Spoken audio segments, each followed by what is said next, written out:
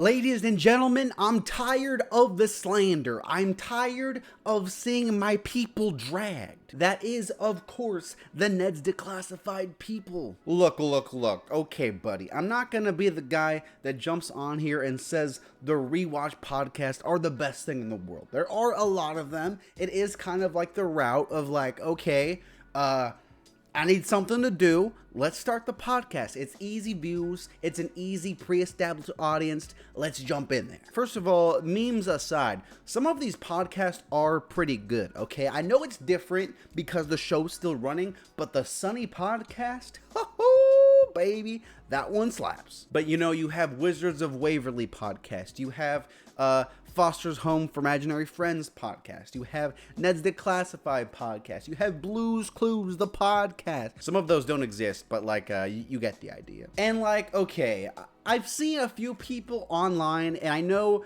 the online is not the best place to like, you know, get good reactions, a good gauge for how people are feeling. But some people are out here saying like, why are the Ned's Declassified people, why are they making a podcast when this show's not even that good? Well, buddy, it's funny you say that.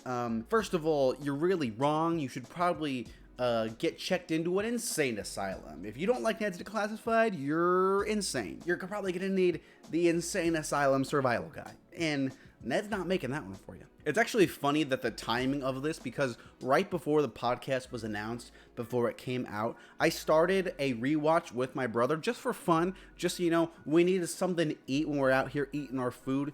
We needed something to watch when we're out here eating our food. So we're like, hey, Ned's Declassified, it's on streaming somewhere. Let's pop it on. And dude, let me tell you, such a fire show. The show aged so well. I think I like it more now than I did when I was a kid. It's so freaking weird, dude. It's such a random show. All these wacky sound effects and stuff like that. But like, it's legit hilarious. Cookie, dude, like S tier character, S tier TV character. Guy's amazing. When Daniel Curtis Lee like hits all those like all those crazy facial expressions, like, dude's legit an amazing comedic actor. And then again, there's so many other characters in the show that, again, straight amazing. Billy, Seth, sleeper of a character. That guy's great. So like, before you come at the podcast, before you come at Ned's Declassified and you're like, that show's like, no one cares, that show is really lame, I'm lame too, that's why I'm saying this, and I sound like this. Like, stop for a second, pause, rewind, reverse it. That's a reference to Timothée Chalamet. You know, there is a whole other conversation on the whole Rewatch podcast. For me, I have no problem with it. And, you know, first of all, there's a reason this podcast didn't come out 5-10 years ago.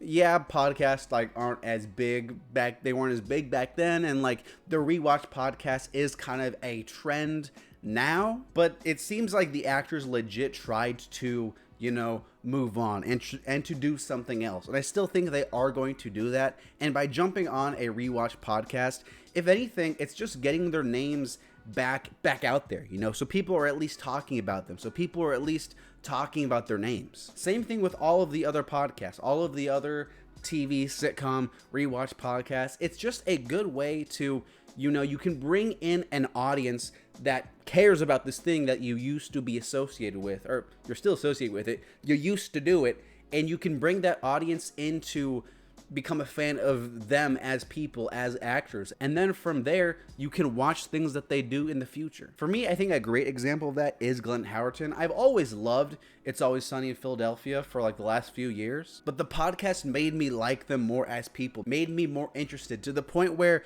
I watched their projects. I watched the Wrexham documentary. I watched a movie like Blackberry starring Glenn Howerton. That movie, Blackberry, Glenn Howerton, phenomenal. I think that's going to do a lot for his career. And I never would have watched it if I didn't watch the podcast. So, you know, is it the ideal situation?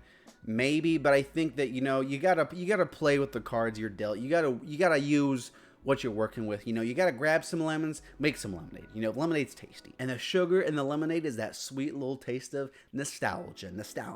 What do you think of Rewatch Podcast? Are they pretty sweet? Are they pretty not sweet? I will not tolerate any Ned's Declassified slander in the comments. So if you're thinking about typing, oh, Coconut Head sucks, just stop right now. You know, just save yourself the time. I won't tolerate it. I won't let it fly. New videos every day. Subscribe. I'm trying to get to 1,000 subscribers every day. Subscribe.